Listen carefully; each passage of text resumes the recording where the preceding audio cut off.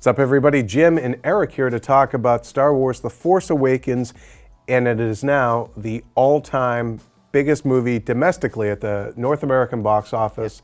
It has passed Avatar's threshold, held for since 2009, of $760.5 million.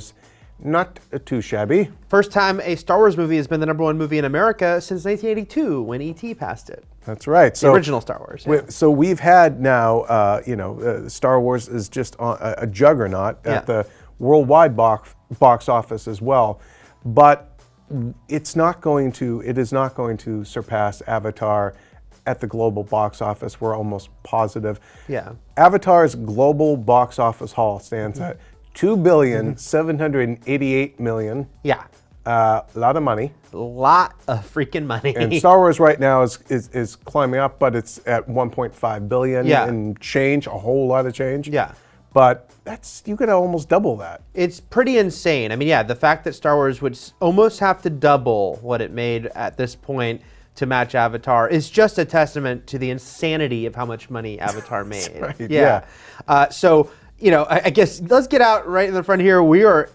Star Wars The Force Awakens was a huge, giant hit. Yes, we are not trolling you. Giant, huge hit that I personally freaking loved and have helped every way I can by seeing it over and over again. But yeah, I don't think it's going to match Avatar globally. And I think that's more a testament to, when you even look at the split of the box office, most big movies these days are making, I think, like 2/3 of their money overseas. Right. But Star Wars is way more 50-50 of like America. And I think that's just testament just to Star Wars precedes the global box office being a thing. Right. And it means so much more, I think, in our history now to America. Yeah. And I think that is why you're going to get a lot more repeat viewers in America. And it's a huge hit in almost every country. Right. But I don't think it's going to have the legs it would need to make another, $1.3 billion. Right. Well, right now it is poised to open in China. And that's the big question. It's a big question, but China is relatively new to Star Wars. Yes. It wasn't a thing there for a long time. And if you look at the highest grossing Western movies in China in 2015, Furious 7 did better than Avengers, did better than Jurassic World. Yep. All the ones that were huge over here. So I don't know if Star Wars is going to have that sort of cultural, let alone box office impact that even those movies had. I mean, Jurassic World is interesting because, it's essentially Jurassic Park was sort of the Star Wars for that generation. And so, and that was also more of an international kind of box office time. Not quite even what it is now, but it was definitely still more of a thing.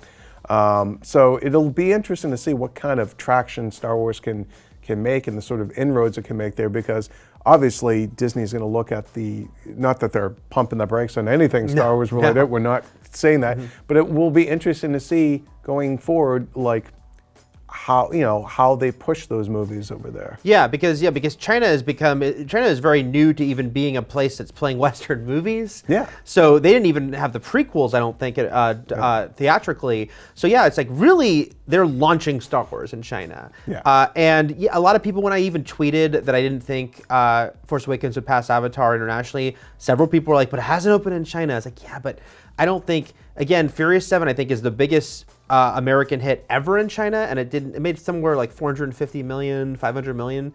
I don't think it's going to be enough, again, it has to make over $1 billion. And yes, that's combined with every country, but it's held up amazingly well, but it's just gravity will take its toll. And that's the amazing thing about Avatar and Titanic before it, where these were movies that were #1 weeks and weeks after they opened. People forget too that Avatar, it's not that it opened soft, but it wasn't any sort of record-breaking launch. It was the staying power of that movie and the relative kind of weak competition that it faced. And we're only talking, 7 years ago now. Yeah. But it was a different landscape and it was a different time. And obviously there was a huge amount of expectations for that movie, thinking it was going to be another bomb, or thinking it was going to be a bomb.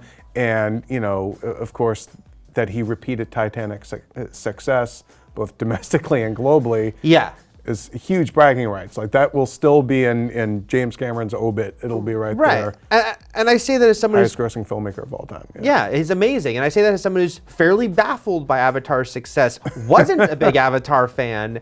But you look at the numbers talk, and it's just like, and again, it's even funny. 2,788,000,000. I had to learn all these numbers before we did this. And it did become a movie on a global scale that is unparalleled, because to say, oh, it was even a bigger deal than Star Wars, again, it's like, I'm not saying Star Wars isn't a big deal. It's my favorite movie series.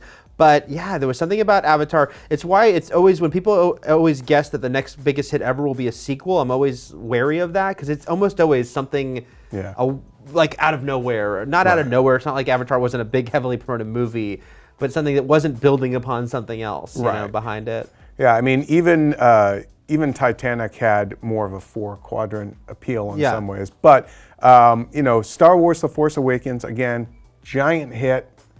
Lots of money for Disney. It's a successful film, but I think we're just trying to let you guys know that to temper your expectations that it's probably not going to take Avatar's crown across the board, just domestically. Just domestically, but that's still huge. And I want to note that it's the first time, can't remember for E.T. for sure. I think E.T. was the biggest global hit, but I certainly know that Titanic and Avatar, it'll be the first time since Titanic for sure that there'll be a difference between the biggest hit in America ever and globally. And also, we're not doing the whole adjusted for inflation. Yeah, which is a whole other conversation. So, we're talking about money. Exactly. Yeah. All right. Well, let us know what you guys think. Are we wrong, and do we hate Star Wars? Exactly. Obviously, we're saying that Avatar will always be better than Star Wars. That's clearly the message we're sending. Right. That's absolutely. So you'll just have to deal with it. I have a full Avatar back tattoo. I'm just saying. Yeah. All right. For all things Star Wars and Avatar, because they're making 3 more of those puppies, keep it here on IGN.